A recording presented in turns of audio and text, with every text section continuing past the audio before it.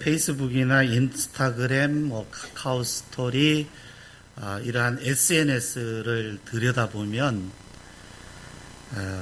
많은 사람들의 삶이 행복한 것처럼 보입니다.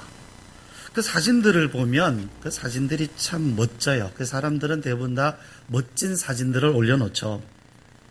그래서 그 사진들을 보면 사람들 나만 제외하고 저렇게 행복하게들 사는구나, 그렇게 생각하게 됩니다. 근데 한번 여러분 생각해 보세요. 누가 저기에 사진을 올릴 때 슬퍼하는 사진이나 고통스러운 사진을 누가 올리겠습니까? 그리고 사진을 찍을 때도 즐거울 때 사진을 찍지 힘들고 어려울 때 누가 사진을 찍습니까? 그러니까 올리는 사진은 대부분 다 즐거운 사진들이 올라오게 돼 있죠. 그러니까 그것을 보면서 아이고, 나만 이렇게 힘들고 불행한가 봐, 다른 사람은 저렇게 행복하게 사는데, 그런 생각을 하는데 그런 생각을 하지 말아야 됩니다. 저 사진 말고, 저기 올라와 있는 사진 말고 실제 사람들의 그 생활 속에서 사람들은 어떻게 살아갈까? 만약에 우리가 사진 말고 진짜 다른 사람들의 삶을 들여다볼 수 있다면 그들은 정말로 행복하게들 살아가고 있을까? 아니면 남모르는 그런 무거운 짐과 슬픔과 아픔, 상처를 끌어안고 고통 가운데 그렇게 살아가고 있는 것은 아닐까? 분명한 것은 나만 힘든 것이 아니다라는 거죠. 11절 말씀, 주께서 나의 슬픔이 변하여 내게 춤이 되게 하시며 내게 베옷을 벗기고 기쁨으로 띠띠우셨나이다. 자, 우리가 성경을 읽을 때 지금 여러분 이 구절을 읽고 어떤 단어가 생각이 나십니까? 이 단어, 이 한 구절을 우리가 읽을 때 우리는 춤, 기쁨, 여기에 초점을 맞추게 되고 그 단어에 우리가 집중해서 기억을 하게 돼요. 그런데 가만히 들여다보세요. 나의 슬픔이 변하여, 이 춤을 추기 전에 뭐가 있었느냐 하면 슬픔이 있었어요. 기쁨으로 띠띠우기 전에 뭐가 있었습니까? 베옷을 입은 때가 있었어요. 분명히 그에게는 슬픔과 고통의 그런 시간이 있었습니다. 그런데 우리는 이 구절을 딱 읽고 나서 다윗은 참 좋았겠다. 그는 행복했겠다. 늘 춤추며 기뻐했나 보다 하는 그런 생각을 하게 됩니다. 그러나 오늘 이 시편을 읽어보면 다윗에게도 큰 고통의 시간이 있었습니다. 엄청난 고통이 있었습니다. 그 고통이 어떤 질병이었을 수도 있어요. 여기 보면 하나님께서 나를 고치셨나이다, 이런 말씀 2절에 보면 이걸 보니까 다윗이 정말 어떤 중병, 심각한 질병에 걸린 적이 있었구나, 그렇게 생각할 수 있고요. 근데 자세한 거는 모르겠어요. 아니면 그의 아들인 압살롬 반역을 일으켜서 아버지를 대항해서 반역을 일으켰어요. 제가요, 집에서 저희 아들이 제 말에 한마디라도 거역하면요 난리 납니다. 제가 화가 나서 견디질 못합니다. 분해가지고. 어디 감히 아빠 말에, 아버지 말에 거역해. 그런데요, 이 다윗은요, 아들이 반역을 일으켜서 아버지를 왕궁에서 쫓아냈어요. 아들 때문에 아버지 다윗이 왕궁에서 쫓겨났어요. 그때 그 다윗의 심정이 어땠겠습니까? 그런 고통 가운데 있을 때에 하나님께서 나중에 그를 회복시켜 주신 후에 아마 이 찬송을 부른 것은 아닐까, 또 그렇게 생각할 수도 있습니다. 근데 틀림없는 것은 이 다윗이 굉장히 힘든 그런 고통 가운데 있었다는 사실이죠. 그것이 질병이었든지 아니면 아들이 반역한 일이든지 다윗은 정말로 힘든 그런 고통 속에 있었어요. 그때 이 다윗은 하나님께 부르짖으면서 하나님 나 살려주십시오. 내가 아주 죽겠습니다. 죽을 것 같습니다. 하면서 부르짖었습니다. 하나님께서 그의 질병을 고쳐주셨습니다. 그를 회복하게 하여 주셨습니다. 그때 그는 크게 기뻐하면서 이 시를 써서 하나님을 찬양하였습니다. 그런데 이 다윗의 고통이 어느 정도였는가라는 거죠. 그때 다윗이 느낀 그 고통이 어느 정도였을까? 죽을 것 같았습니다. 여러분, 고통에 있으면요, 정말로 죽을 것 같아요. 죽을 것 같은 그런 고통을 그는 느꼈습니다. 3절 말씀. 여호와여, 주께서 내 영혼을 스올에서 끌어내어 나를 살리사 무덤으로 내려가지 아니하게 하셨나이다. 여기 스올이라고 하는 것은 죽은 사람이 심판을 받아서 들어가는 곳, 지옥이죠. 그러니까 지옥을 의미하는 거예요. 여러분, 사람이 정말 고통스러운 뭐라 그래요? 내 삶이 곧 뭐 같다? 지옥 같다라고 잘 나오네요. 지옥 같다라고 해요. 예. 이 지옥 같은 세상. 어떤 사람은 지옥 같은 집구석 막 그래요.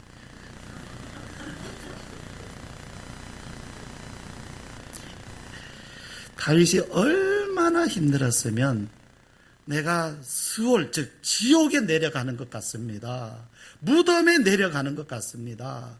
사는 것이 곧 죽는 것과 죽은 것과 같다라고 말씀하고 있어요. 사는 것이 곧 죽는 거다. 정말 여러분, 안타까운 일들이 가끔 일어나는데, 그러나 한편으로 생각을 해보면 그 극단적인 선택을 하는 사람이 얼마나 삶이 지옥 같으면, 얼마나 삶이 죽음 같으면, 무덤 같으면 차라리 그냥 내가 죽는 게 낫겠다라는 생각을 했을까? 그만큼 이 고통이라고 하는 것은 남은 모릅니다. 다른 사람은 미처 모르잖아요. 눈치도 못 채잖아요. 몰랐다 그러잖아요. 그러나 그 사람은 너무너무 고통스러웠던 거예요. 견딜 수가 없을 정도죠. 9절 말씀에 내가 무덤에 내려갈 때에 나의 피가 무슨 유익이 있으리요?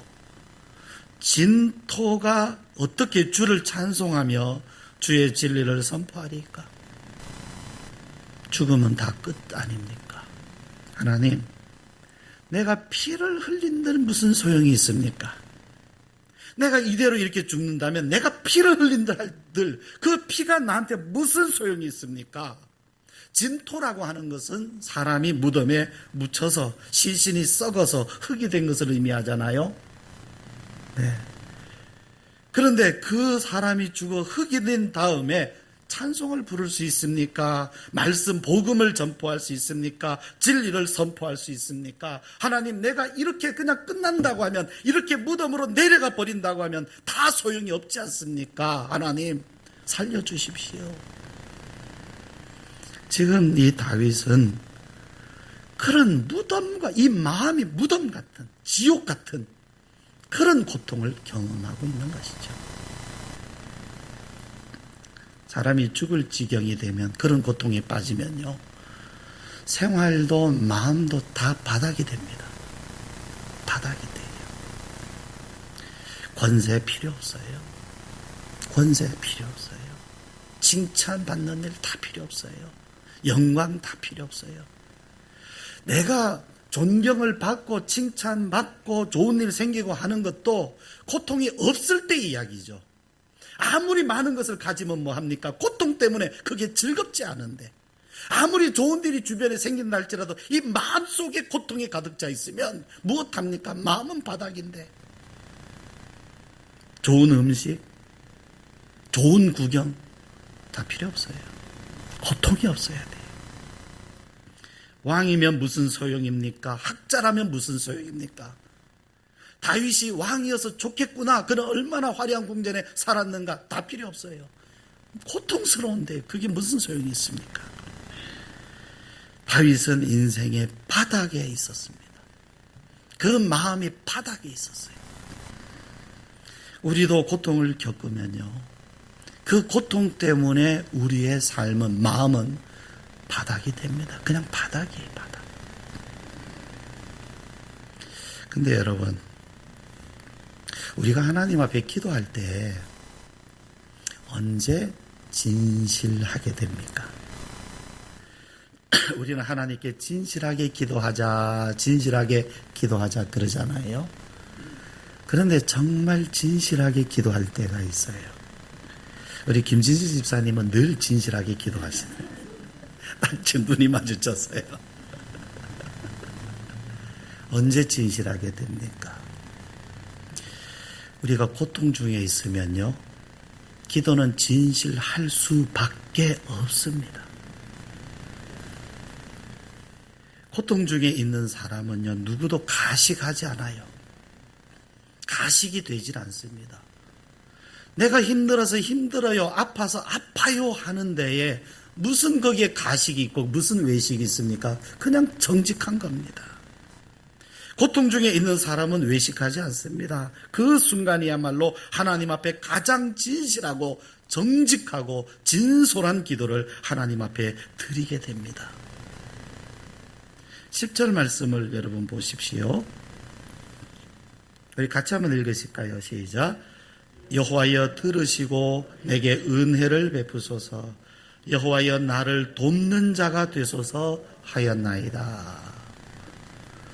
여러분, 이런 기도는 누구나 할 수 있죠.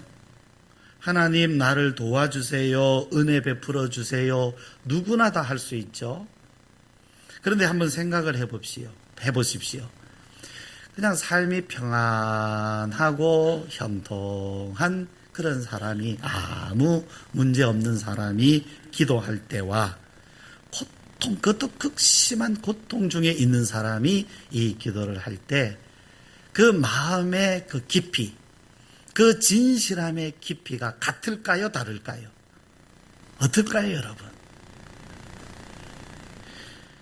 물론 그 사람의 신앙에 따라서 다를 수 있겠습니다만은 누구나 이 기도를 할 수 있지만 고통 속에 있을 때는요, 이 기도가 너무너무 진실하게 기도가 되어집니다.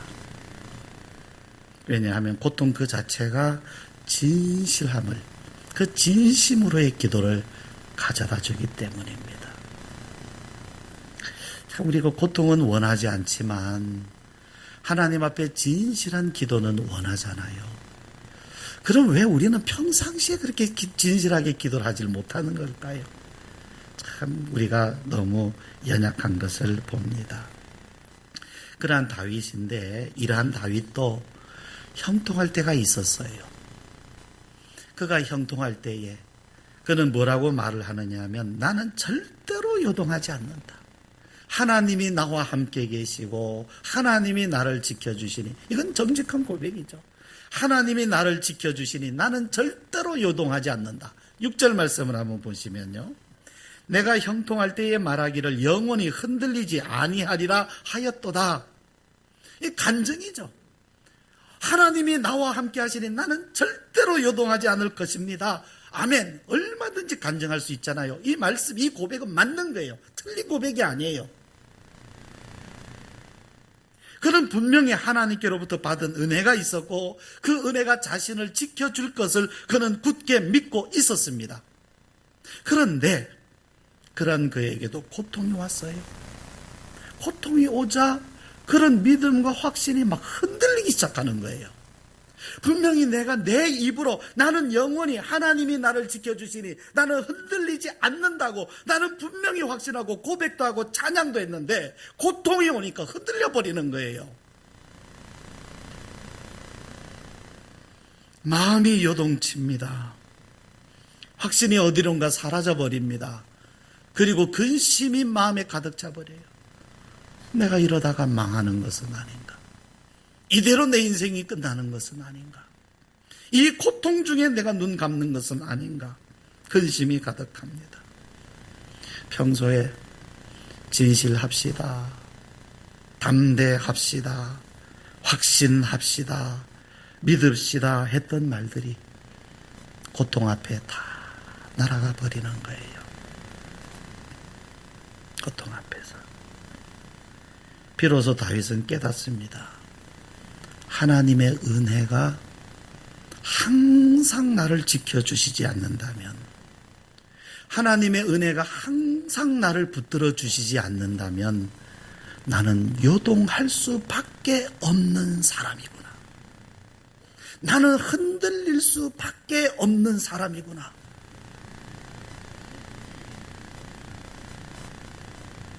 어떤 분 지금 표정이 저를 이렇게 보면서 목사님은 흔들리는구나. 나는 아닌데. 여러분, 예외가 있습니까? 흔들리지 않을 사람이 있습니까? 고통 앞에 다 흔들려요. 다 흔들립니다. 그런데 이러한 우리들에게 하나님은 고통 중에 있는 우리에게 어떻게 다가오실까요? 어떻게? 그럼 이러한 다윗이 고통 중에서 어떻게 하나님의 은혜를 다시금 체험해서 회복될 뿐 아니라 그는 더 귀한 은혜 가운데, 믿음 가운데 나아가게 되었을까요? 하나님은 독생자의 고통, 고난을 통하여서 우리에게 다가오십니다. 하나님은 우리에게 오실 때 영광 중에 오시면 좋겠는데, 우리가 아주 형통하고, 그래서 형통하고 하나님께 막 감사하고, 그럴 때 하나님은 막 영광 중에 우리에게 오시고 그랬으면 좋겠는데, 하나님이 우리에게 임하실 때는 그분의 고통 가운데, 우리가 고통 속에 있을 때에 주님은 우리를 위하여 그분의 당하신 고난과 고통을 통하여서 우리에게 임하여 오세요. 다시 말씀드려서 우리의 고통과 주님의 고통이 만나는 자리에서 우리는 주님을 경험하게 됩니다. 우리 사람들은요, 동정받는 거 싫어합니다. 동정받는 거 싫어해요. 왜냐하면 자존심이 상하거든요. 여러분, 어떤 고아원이랄까요, 이런 복지시설에 갈 때 절대 하지 말아야 될 말이요, 불쌍하다는 말이에요. 예, 어떤 사람들은 고아원 가가지고는 아이고 불쌍해, 이런 말을 하는 사람이 있어요. 애들이 있는 데서 더구나. 그러나 여러분, 정말 그런 말은 하면 안 되거든요. 왜냐하면 아이들도 자존심이 상해요. 예. 그런데 우리는 말이죠, 다른 사람을 동정하면서, 우리는 다른 사람은 동정하려고 해요. 아이고 안 됐어, 불쌍해. 그러나 다른 사람이 나를 보고 안 됐어, 불쌍해라고 하는 그런 생각조차도 우리는 싫어해요. 왜? 자존심이 확 상하거든요. 근데 여러분, 어린아이들은 어떻습니까? 엄마에게서, 아이들은 그 엄마로부터 뭐를 바랍니까? 동정을 원해요. 엄마가 나를 알아주기를 원해요. 내가 힘들다는 것을 알아줬으면 알아주기를 바라요. 그래서 엄마가 아이를 동정해 줄 때 아이는 거기에서 엄마의 사랑을 느끼는 겁니다. 우리는 하나님의 자녀들입니다. 우리는 하나님의 자녀들입니다. 우리는 하나님의 동정을 받을 때, 하나님이 나를 불쌍히 여기시고 동정하신다는 것을 알 때 우리는 거기에서 하나님의 사랑을 느끼게 되는 겁니다. 아, 하나님이 나를 사랑하시는구나. 내 고통을 하나님도 헤아리고 계시는구나. 하나님도 내 마음을 읽어주고 계시는구나. 내 마음을 만지고 계시구나 하는 것을 알 때 거기서 하나님의 사랑을 느끼게 되는 것입니다. 하나님의 사랑은 이론으로 배워서 아는 것이 아니라 하나님의 동정하심을 우리가 느끼게 될 때 그 사랑을 알게 되는 것입니다. 우리가 사람의 동정은 싫어할 수 있습니다. 그러나 하나님의 동정하심은 우리에게 너무너무 소중한 것입니다. 그런데 하나님은 우리를 어떻게 동정하십니까? 그냥 말씀으로만 너 참 불쌍하다, 안 됐다, 얼마나 아프니 그렇게 하십니까? 아니에요. 하나님은 우리에게 독생자 예수님을 보내셨습니다. 그리고 그 독생자 예수님으로 하여금 고난을 당하게 하시고 고통을 당하게 하시고 죽음에 이르게 하셨습니다. 왜 예수님이 몸을 입고 우리와 같은 몸을 입고 왜 그분이 찔리시고 그분이 고통을 당하셨습니까? 우리의 고통에 함께 하시기 위해서입니다. 우리를 동정하시기 위해서입니다. 하나님도 전지하셔서 우리를 다 아시지만, 우리를 지으신 하나님이시지만, 하나님도 친히 그 몸으로 독생자 이 땅에 오셔서 친히 그 몸으로 그 고통을 경험해 보심으로 말미암아, 겪으심으로 말미암아 우리를 동정하십니다. 우리도 그렇지 않습니까? 고통을 겪어본 사람이 고통을 알아요. 그 고통을 겪어보지 않은 사람은 아이고 힘들겠다라는 정도지 그게 어느 정도로 힘든 줄은 모릅니다. 그러나 그 고통을 겪어본 사람은 같은 마음을 품게 돼요. 동병상련이라는 말이 있지 않습니까? 제가 아파보기 전에는 아픈 사람들의 고통을 잘 몰랐습니다. 그러나 아파본 다음에 비로소 알게 되는 거죠. 아, 이거 굉장히 힘든 일이구나. 내가 이 작은 병에도 이렇게 힘든데 저분은 저런 병 속에 얼마나 큰 고통을 당했을까. 저는 이전에 부모님 돌아가신 분의 그 심정을 몰랐습니다. 그러나 아버님이 돌아가신 후에야 비로소 그 마음이 어떤 마음인 줄을 알게 되는 거죠. 하나님도요, 우리와 같은 고난과 고통을 같이 겪으시면서, 왜요? 우리와 같은 마음이 되시기 위해서. 그러나 주님은 무덤에 내려가시면서 주님 자신을 생각하지 않았습니다. 다윗은 무덤에 내려가면서 하나님 나를 살려주세요 라고 했죠. 그러나 주님은 무덤에 내려가시면서 주님 자신을 생각한 것이 아니라 고통당하는 우리를 생각하시는 겁니다. 주님, 저들을 살려주세요. 하나님이 사랑하시는 이 자녀들을 하나님 돌봐주세요. 건져주세요. 주님은 무덤에 내려가시면서 우리를 생각하셨어요. 예수님께서 십자가 지고 가실 때 그 십자가 주변에 여인들이 울었죠. 주변에서 그 길가에서 여인들이 주님, 그 십자가 지고 가시는 주님을 보면서 그들은 눈물을 흘리며 슬퍼했습니다. 그때 예수님께서 여인들아, 나를 위하여 울지 말고 너희와 너희 자녀를 위해서 울어라, 그렇게 말씀하셨습니다. 왜? 주님의 고난당하심은 우리를 위한 것이기 때문에 그렇습니다. 주님의 고통은 우리를 위한 고통입니다. 주님이 흘리신 눈물은 우리를 위한 눈물입니다. 주님이 죽임당하신 것은 무덤에 내려가는 것 같은 우리를 위한 죽음이십니다. 이러한 주님을 우리는 영접할 수 있습니다. 우리가 하나님, 주님 그리스도를 우리 마음에 영접할 수 있는 것은, 예수님이 우리 마음에 오실 수 있는 것은 하나님의 약속입니다. 너희가 믿음으로 예수님을 마음에 영접하면 내가 너희 가운데, 너희 마음의 문에, 너희 마음에 내가 들어가겠다라는 것이 하나님의 약속입니다. 약속이기 때문에 우리가 그 약속에 의지해서 주님을 우리 마음에 영접하면 주님은 우리 마음에 들어오십니다. 우리가 고통받고 있을 때 나를 위하여 고통당하신 주님을 내가 영접하면, 그 고통당하는 그 자리에, 그 마음에 주님을 영접하면 주님은 거기에서부터 우리의 고통을 짊어지기를 시작하셔요. 주님이 고통을 짊어지기 시작하신다는 것은 우리는 그때부터 우리의 짐이 점점 가벼워지는 것을 의미합니다. 주님이 짊어져 가십니다. 우리는 그분께 우리의 무거운 고통의 짐을 맡겨드릴 수 있는데 신기하게 그것이 옮겨져 갑니다. 옮겨져 갑니다. 여러분, 주님을 마음에 영접하지 않고 주님을 믿는 그런 믿음이 아니고 그냥 내가 열심히 주님 그냥 이 고통 피하게 해주세요, 이 고통 들어가 주세요, 암만 기도해도 그게 잘 안 돼요.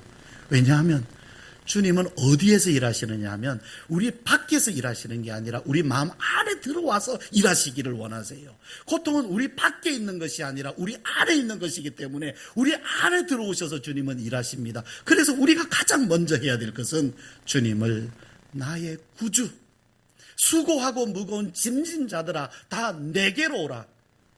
참 신기하지 않습니까?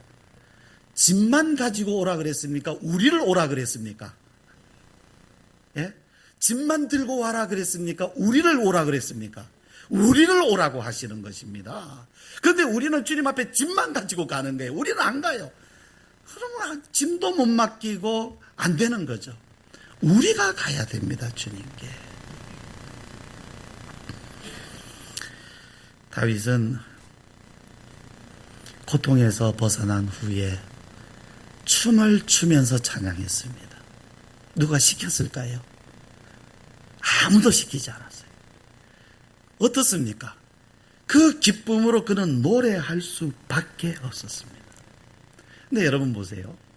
이러한 고통을 겪기 전하고 겪은 후하고 그가 하나님을 기뻐하고 춤추며 찬양하는 것이 여러분 춤을 추는 것이나 찬양하는 것이나 다른 사람이 볼 때는 똑같은 모습이에요. 그러나 다윗 자신에게 있어서는 그 춤을 추는 것이나 그가 찬양하는 것이나 깊이가 같겠습니까? 다르겠습니까? 다를 수밖에 없어요. 뿐만 아니라 이 고통이라고 하는 것은 참 괴로운 일입니다. 그러나 이 고통에는 분명히 유익이 있어요. 제가 자랄 때 저희 어머니께서 하시는 말씀이 사람이 목적이 있는 고통을 당해야지 그냥 고통이 고통 자체로 그냥 무의미하게 끝난다면 그건 정말 인생 헛사는 거다 이런 말씀을 하셨어요. 그러니까 어떤 사람은 그 고난과 어려운 일을 당해도 그것으로 말미암아 열매를 맺는 사람들이 있는가 하면 어떤 사람은 그냥 고통, 그런 고난만 하고 그냥 그것으로 그냥 끝나버리는 그런 사람들이 있거든요. 하나님께서 우리에게 어떤 고난이나 고통을 주신다면 반드시 거기에는 목적이 있어요. 반드시 거기에는 하나님께서 계획하신 분명히 결실하시고자 하는 열매가 반드시 있습니다. 그러나 이 고통 가운데 있으면서도 하나님과 함께하지 아니하고 그냥 혼자만 거기서 감당해 나가는 믿지 않는 사람들은요, 결국 그 고통 가운데 살다가 고통 가운데 인생을 마치고 결실이 없어져 버리잖아요. 우리는 저 사람들하고 다릅니다. 하나님을 믿는 사람들에게 있는 이러한 고난이나 고통은 분명히 다릅니다. 결코 무의미하게 고통이 끝나지 않습니다. 여기에는 하나님의 목적이 있습니다.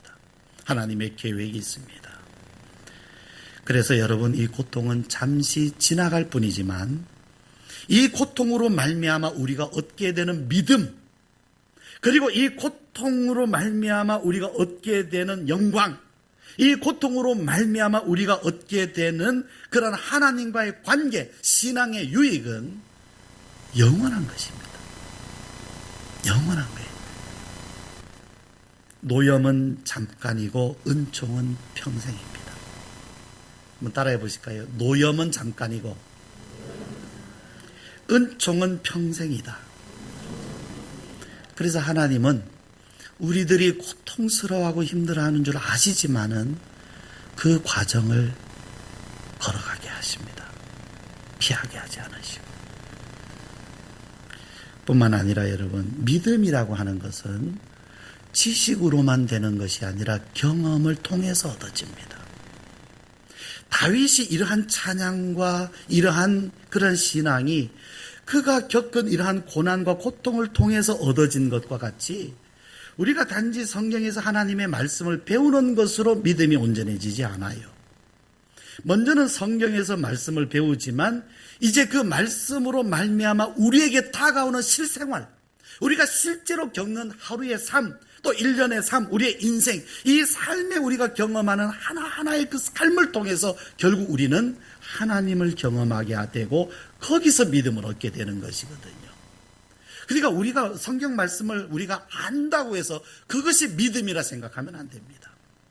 그 말씀이 이제 실제 나의 삶 가운데 어떻게 나에게 나타나고 있는가, 그리고 그 생활, 그러한 모습, 그런 사건, 이런 것을 통해서 하나님이 나를 어떻게 인도해 가시느냐 하는 그 가운데서 우리는 결국 그러한 것을 경험함으로 말미암아 믿음을 얻게 되는 것입니다. 하나님이 우리에게 믿음을 주시고자 하실 때는 우리를 위기 속으로 몰아넣으십니다. 위기 속으로. 자, 과연 나는 이 위기를 하나님을 믿는 믿음과 확신 가운데 받아들일 것이냐, 그냥 피하여 갈 것이냐. 하나님은 의도적으로 이제 우리의 믿음이 자라나야 할 때가 되면 하나님은 우리를 위기 속으로 몰아넣으세요. 학생들이 한 학년 진급하려고 하면 원치 않아도 기말고사를 봐야 됩니다. 그와 마찬가지로 정말로 이러한 것은 마치 우리가 학생이 기말고사를 보는 것과 같은 그러한 경험이기 때문에 굉장히 힘든 순간이면 틀림없어요. 그러나 그것은 하나님께서 우리에게 믿음을 주시려는 것이고, 그 시간을 통해서 우리들로 하여금 하나님을 순종하는 법을 배워가게 하세요.